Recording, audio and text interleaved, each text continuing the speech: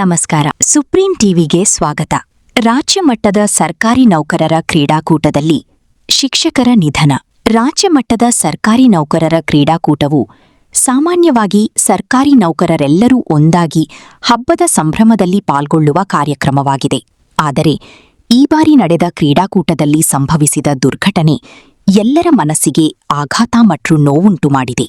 ಬೆಳಗಾವಿ ಜಿಲ್ಲೆಯ ಹುಕ್ಕೇರಿ ತಾಲೂಕಿನ ಸರ್ಕಾರಿ ಶಾಲೆಯ ಮುಖ್ಯಗುರುಗಳಾಗಿ ಸೇವೆ ಸಲ್ಲಿಸುತ್ತಿದ್ದ ದಿಲೀಪ್ ಬಿರಾದರ್ ಅವರು ಬೆಂಗಳೂರಿನ ಕಂಠೀರವ ಸ್ಟೇಡಿಯಂನಲ್ಲಿ ನಡೆದ ಸರ್ಕಾರಿ ನೌಕರರ ಕ್ರೀಡಾಕೂಟದ ಈಜು ಸ್ಪರ್ಧೆಯಲ್ಲಿ ಪಾಲ್ಗೊಂಡಿದ್ದರು. ಈಜು ಸ್ಪರ್ಧೆ ನಡೆಯುತ್ತಿರುವ ವೇಳೆ ಅವರಿಗೆ ಹೃದಯಾಘಾತ ಸಂಭವಿಸಿ ಸ್ಥಳದಲ್ಲಿ ಕೊನೆಯುಸಿರೆಳೆದಿದ್ದಾರೆ ಎನ್ನಲಾಗಿದೆ.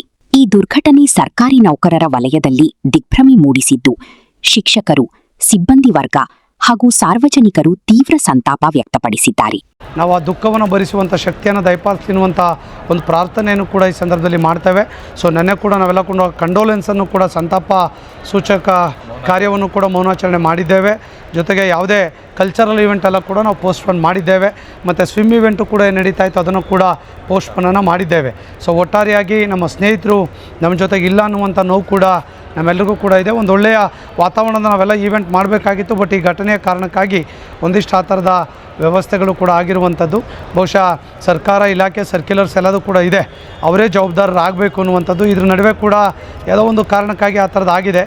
ಡಾಕ್ಟರ್ಸ್ಗಳು ಎಲ್ಲದೂ ಕೂಡ ಫಸ್ಟ್ ಸರ್ವಿಸ್ ಎಲ್ಲ ಕೊಟ್ಟರು ಕೂಡ ಅದು ಉಳಿಸ್ಕೊಳ್ಳಿಕ್ಕಾಗಲಿಲ್ಲ ಅನ್ನುವಂಥ ನೋವು ಕೂಡ ನಮಗಿದೆ ಅನ್ನುವಂಥ ಮಾತನ್ನು ಈ ಸಂದರ್ಭದಲ್ಲಿ ಬಯಸ್ತಾ, ಕರ್ನಾಟಕ ರಾಜ್ಯ ಸರ್ಕಾರಿ ನೌಕರ ಸಂಘದಿಂದ ಅವರ ಕುಟುಂಬಕ್ಕೆ 2 ಲಕ್ಷದ ಸಹಕಾರವನ್ನು ಕೂಡ ಸಂಘದ ಕಡೆಯಿಂದ ನಾವು ಕೂಡ ಅವರಿಗೆ ಸಹಕಾರವನ್ನು ನೀಡಿದ್ದೇವೆ. ಮತ್ತು ಅವರ ಕುಟುಂಬಕ್ಕೆ ಏನೆಲ್ಲ ಸಹಕಾರಗಳನ್ನು ಕೊಡಲಿಕ್ಕೆ ಸಾಧ್ಯತೆ ಇದೆ ಅದೆಲ್ಲ ಕೂಡ ನಾವು ಕೊಟ್ಟಿದ್ದೇವೆ ಎನ್ನುವಂಥ ಮಾತನ್ನು ಈ ಸಂದರ್ಭದಲ್ಲಿ ಹೇಳ್ತಾ, ಇದೀಗ ತಾನೇ ಅವರು ಇವತ್ತು ಸಂಜೆ ಬೆಳಗಾಂನಲ್ಲಿ ಕೂಡ ಅವರ ಅಂತ್ಯ ಸಂಸ್ಕಾರ ಕ್ರಿಯೆಯನ್ನು ಕೂಡ ಪೂರ್ಣಗೊಳಿಸಲಿದ್ದಾರೆ. ಅದಕ್ಕೆ ಏನು ಬೇಕು ಪ್ರಿಪ್ರೇಷನ್ಸ್ ಎಲ್ಲ ಕೂಡ ನಮ್ಮ ಜಿಲ್ಲಾಧ್ಯಕ್ಷರು ಬೆಳಗಾಂ ಮತ್ತು ನಮ್ಮ ಸೆಕ್ರೆಟರೀಸು ನಮ್ಮ ಮಲ್ಲಿಕಾರ್ಜುನ್ ಬಳ್ಳಾರಿಯವರು ಅವರೆಲ್ಲ ಕೂಡ ಸೇರಿ ತುಂಬ ಯಶಸ್ವಿಯಾಗಿ ರಾತ್ರಿಯಿಂದ ಅವ್ರ ಕುಟುಂಬದ ಜೊತೆ ಈ ಕೆಲಸವನ್ನು ಮಾಡಿದ್ದಾರೆ. ಅವ್ರ ಕುಟುಂಬದವರು ಸರ್ಕಾರಿ ನೌಕರ ಸಂಘಟನೆ ಬಗ್ಗೆ ಮೆಚ್ಚುಗೆ ಮಾತನ್ನು ಕೂಡ ಆಡಿದ್ದಾರೆ. ಇವತ್ತು ಬಿರಾದಾರ್ ನಮ್ಮ ಜೊತೆ ಇಲ್ಲ ಅನ್ನುವಂಥ ನೋವು ಕೂಡ ಇದೆ. ಭಗವಂತ ಅವರಿಗೆ ಮತ್ತೊಮ್ಮೆ ಆ ಶಕ್ತಿ ದಯಪಾಲಿಸಿರುವಂಥ ಪ್ರಾರ್ಥನೆ ಮಾಡ್ತೇನೆ. ನಮಸ್ಕಾರ. ಮೃತರ ಪಾರ್ಥಿವ ಶರೀರವನ್ನು ಭೌಲಿಂಗ್ ಆಸ್ಪತ್ರೆಯ ಓಲ್ಡ್ ಸ್ಟೋರೇಜ್ನಲ್ಲಿ ಇರಿಸಲಾಗಿದ್ದು, ಕುಟುಂಬ ಸದಸ್ಯರು ಬೆಂಗಳೂರಿಗೆ ಆಗಮಿಸಿದ ನಂತರ ಮುಂದಿನ ವಿಧಿವಿಧಾನಗಳನ್ನು ನೆರವೇರಿಸಲಾಗುವುದು ಎಂದು ತಿಳಿದುಬಂದಿದೆ.